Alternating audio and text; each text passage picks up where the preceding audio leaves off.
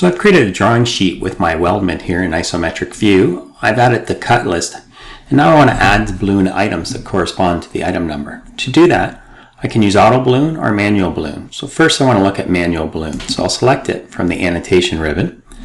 And here I can set up how I would like the balloon to look. The shape of the balloon, how many characters should be in it, what text should be there. I'm going to go with the item number.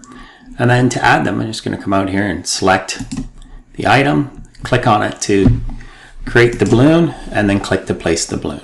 And I can continue to do that for each independent item. For now, I'm going to accept this. I'm going to use Control Z to undo these. So now I want to look at the auto balloon options. I'm going to select auto balloon, and this time it looks a little different. Here we choose the balloon layout pattern. Okay? It's going to ignore multiple instances of the same part, and it's going to add magnetic lines. And after that, we'll take a look at these magnetic lines. And then here we have the same settings as before. So next, I'm going to select my drawing view, and we'll notice how the balloons populate it. And I can change how they look using these options. I'm going to stick with this for now, and I'm going to say OK. So I have all my balloons corresponding to my item numbers. Now these are outside the border of my sheet. So you'll notice when I click on them, this magnetic line will appear, and I can move it around however I like. I can also remove a balloon item from it or drag it back on. I'll click over here in white space. The magnetic lines disappear.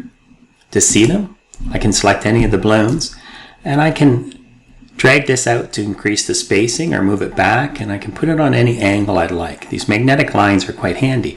And if I would like this item number 11 on this magnetic line, again, I can just click and hold on it and drag it off and add it to this magnetic line. If I wish to add a new magnetic line, I can again come up to the annotation ribbon, select magnetic line, and just come out here and create my magnetic line.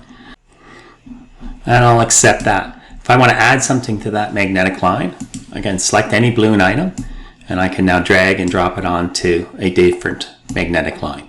If I don't want a magnetic line, I can select it and just push delete on my keyboard to remove it. And put this back here. And now I have a neatly labeled part drawing, and I can continue to alter it as I see fit.